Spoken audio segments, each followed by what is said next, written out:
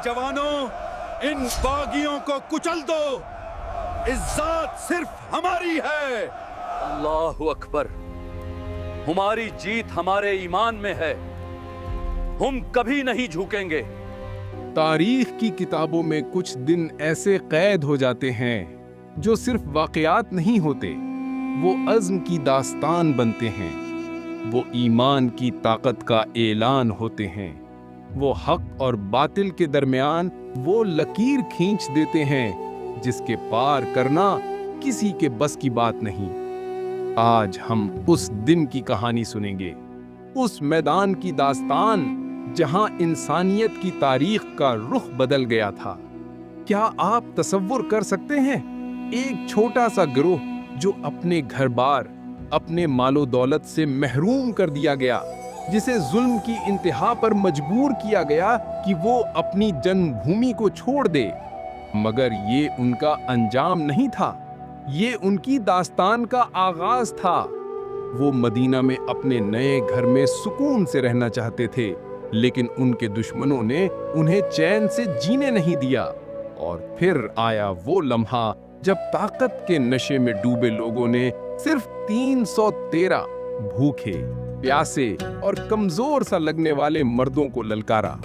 जंगे बद्र की बुनियाद कई साल पहले मक्का की गलियों में रख दी गई थी।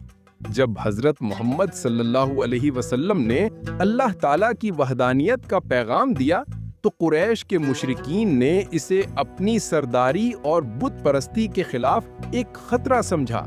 उन्होंने मुसलमानों पर इंतहाई जुल्म किए, लोगों को गर्म रेत पर लिटाया गया, तकलीफें दी गईं, उनका सामान जब्त कर लिया गया।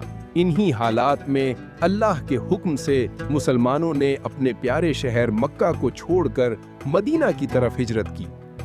मदीना पहुंचकर भी मुशरिकीन की दुश्मनी कम न हुई। वो मुसलमानों को जल्द अज जल्द खत्म करना चाहते थे।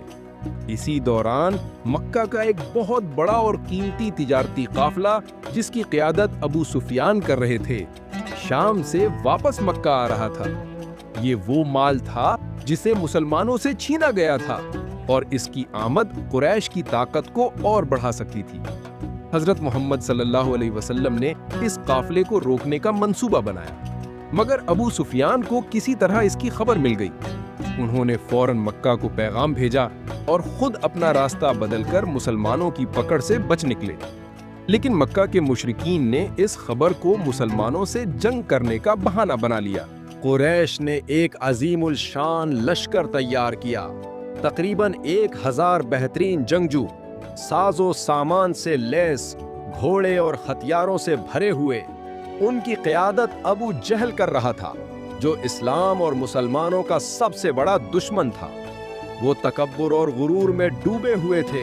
कहते थे, हम जश्न मनाते हुए बद्र तक जाएंगे और मुसलमानों को हमेशा के लिए खत्म कर देंगे। दूसरी तरफ अल्लाह के रसूल सल्लल्लाहु अलैहि वसल्लम और उनके पास सिर्फ 313 या 314 मुसलमान थे। कुछ के पास सिर्फ एक तलवार थी, कुछ के पास चंद घोड़े। वो शुरू में जंग के इरादे से नहीं निकले थे, मगर जब मुशरिकीन के बड़े लश्कर की खबर मिली तो रसूल अल्लाह सल्लल्लाहु अलैहि वसल्लम ने सहाबा से मशवरा किया।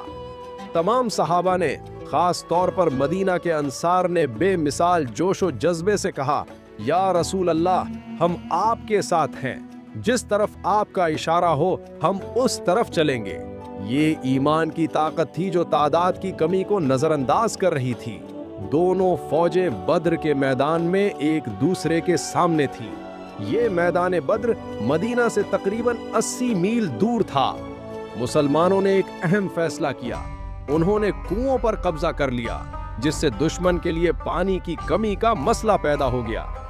जंग शुरू होने से पहले रसूल अल्लाह सल्लल्लाहु अलैहि वसल्लम ने अल्लाह ताला के सामने सजदे में गिरकर इंतहाई आजिज़ी और बेकरारी से दुआ की। आप सल्लल्लाहु अलैहि वसल्लम ने फरमाया, ए अल्लाह, अगर आज ये छोटा सा गिरोह हलाक हो गया तो जमीन पर तेरी इबादत करने वाला कोई नहीं रहेगा। ए अल्लाह, अपना वो वादा पूरा फरमा जो तूने मुझसे किया है। ये दुआ सिर्फ एक फकीर की इल्तिजा नहीं थी, ये उस नबी की पुकार थी जो जानता था कि इस्लाम का मुस्तकबिल इस जंग पर मुनहसिर है। اور پھر اللہ تعالیٰ کی طرف سے وہ غیبی مدد آئی۔ قرآن مجید گواہ ہے کہ اللہ نے مسلمانوں کی مدد کے لیے فرشتے اتارے۔ یہ صرف انسانی طاقت کی جنگ نہیں تھی، یہ آسمانی مدد کی دلیل تھی۔ جنگ کا آغاز مبارزہ یعنی انڈیویجول کامبیٹ سے ہوا۔ مشرکین کے سب سے بہادر جنگجو نکلے اور ان کے مقابلے میں مسلمانوں کی طرف سے حضرت حمزہ، حضرت علی اور حضرت عبیدہ رضی اللہ عنہ نکلے۔ انہوں نے اپنے دشمنوں کو دھول چٹا دی۔ اس کے بعد عام جنگ شروع ہوئی۔ ہر مسلمان سپاہی ایمان کی روشنی میں چمک رہا تھا۔ ان کی تعداد کم تھی مگر ان کا حوصلہ پہاڑوں سے بلند تھا۔ انہیں یقین تھا کہ اگر وہ مرے تو شہید کہلائیں گے اور اگر زندہ رہے تو غازی۔ اور پھر وہ لمحہ آیا۔ اللہ تعالیٰ کی مدد اور مسلمانوں کی بے مثال جرأت سے مشرکین کو شدید شکست ہوئی۔ ان کے 70 بڑے سردار مارے گئے، جن میں ابو جہل جیسا دشمن اسلام بھی شامل تھا۔ 70 مشرکین قید کیے گئے۔ مسلمانوں کی طرف سے صرف 14 صحابہ نے شہادت کا رتبہ حاصل کیا۔ جنگ بدر صرف ایک جنگ نہیں تھی، یہ حق اور باطل کے درمیان وہ فیصلہ کن موڑ تھا جس نے انسانی تاریخ کا رخ بدل دیا۔